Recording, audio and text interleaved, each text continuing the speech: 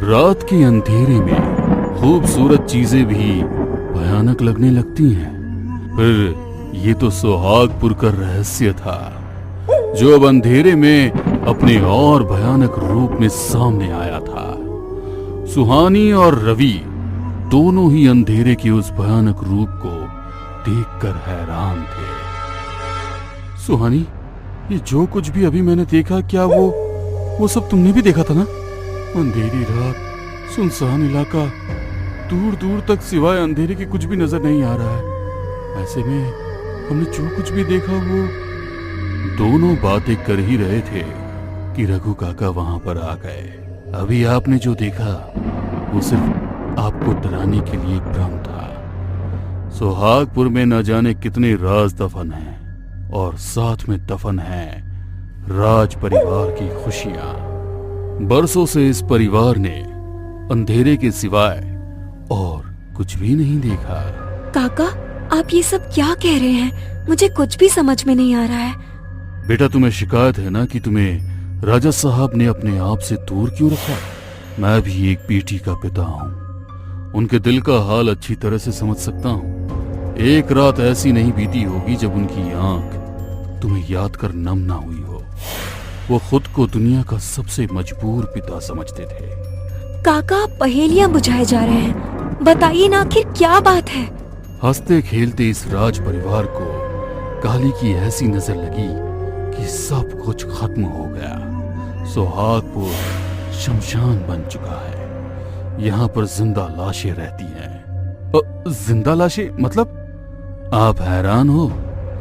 आपके सारे सवालों के जवाब मिलेंगे, आइए मेरे साथ। कहते हुए रघु आगे आगे जा रहा था। रवि और सुहानी उसके पीछे चलने लगे। महल से निकलकर वे लोग जंगलों में पहुंच गए। चारों तरफ नजर घुमाई तो वहां कोई नहीं था। फिर अंधेरे में चलता हुआ एक साया नजर आया। वो इस कदर आगे बढ़ रहा था मानो उसकी आंखें उस अंधेरे में देखने की अभ्यस्त हो। हाथ में छोटी टॉर्च लिए वो लोग आगे बढ़ते जा रहे थे। जंगल के बीचों बीच जो उन लोगों ने देखा वो किसी की भी रूह कपाने के लिए काफी था। बड़े से पेड़ पर कई सारी लाशें लटकी हुई थी। कुछ सड़ी हुई कंकाल बन चुकी थी। ये देख सुहानी की चीख निकल गई। रघु ने तुरंत उसके मुंह पर हाथ रखा और वो लोग तभी पैर महल वापस लौट आए। काका, अब ये मत कहना कि अभी जो कुछ भी मैंने देखा वो मुझे डराने के लिए रचाया गया मेरी आंखों का भ्रम था।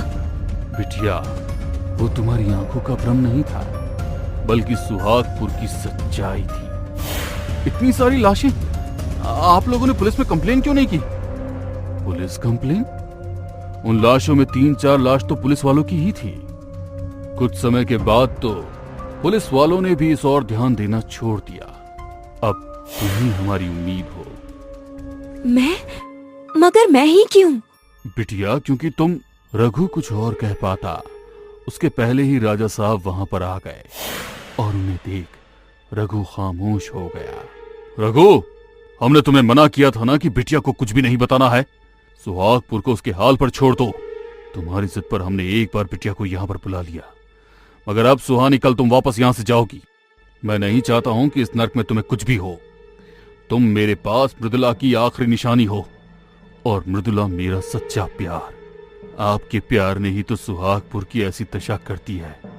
वो आपकी जिंदगी में ना आती और ना ये सब कुछ होता। महाराज, रघु, अपनी जुबान पर लगाम दो। खबरदार, इसके आगे अगर कुछ और भी कहा तो तुम्हारी चमड़ी खींच लूंगा। महाराज, आप कहेंगे तो अपनी चमड़ी के जूते बनवा कर आपको मैं खुद पहना दूंगा, मगर सुहागपुर की ये दशा मुझसे और बर्दाश्त नहीं होती। बिटिया को सब सच बताना ही होगा। जी पिताजी महाराज, अब जब तक मुझे सब कुछ पता नहीं चलेगा मैं कहीं नहीं जाने वाली। यदि मैं सुहागपुर की खुशियाँ लौटा सकती हूँ तो मैं तैयार हूँ, चाहे इसके लिए मुझे मेरी जान ही क्यों न देनी पड़े। आप हमें सब बता दीजिए। सुहानी के पूछने पर रघु उसे सारी कहानी सुनाने लगा। किसी समय में हमारा सुहागपुर बहुत ही समृद्ध राज्य हुआ करता था। गवर्नमेंट के आने के बाद भी लोग राजा साहब को ही अपना राजा मानते थे। उनकी और बड़ी रानी माँ की बहुत इज्जत थी, मगर उनकी जिंदगी में काल का साया बनकर आई मृदुला। मृदुला तो माँ का नाम था, हमारी माँ का, राजा साहब की पत्नी का। हाँ, वो राजा साहब की पत्नी थी, मगर दूसरी, उन्होंने खुद की ही बहन का घर उजाड़ दिया। आपकी माँ यानी छोटी रानी साहिबा काला जादू जानती थी। राजा साहब को पाने के लिए उन्होंने अपनी ही बहन की कोख बांध दी ताकि उन्हें संतान न हो सके, और फिर